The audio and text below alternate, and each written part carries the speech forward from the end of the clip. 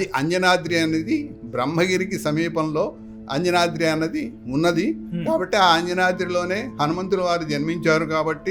కాబట్టి ఇది అంజనాద్రి కాదు. అంజనాద్రి ఆంజనేయ స్వామి వారు పుట్టారని ఇక్కడ అంజనాదేవికి చెప్పడం వల్ల ఇది అంజనాద్రి అయింది. కానీ చెప్పకముందే అసలు సహజంగా అంజనాద్రి అది బ్రహ్మగిరికి పార్శ్వంలో ఉన్నటువంటిది, సహజంగా ఉండే అప్పటికే అంజనాద్రి అది.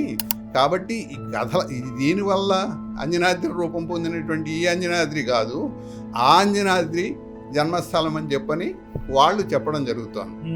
కాబట్టి వీరేమో ఈ అంజనాద్రి అని చెబుతున్నారు, వారేమో ఆ అంజనాద్రి అంటున్నారు.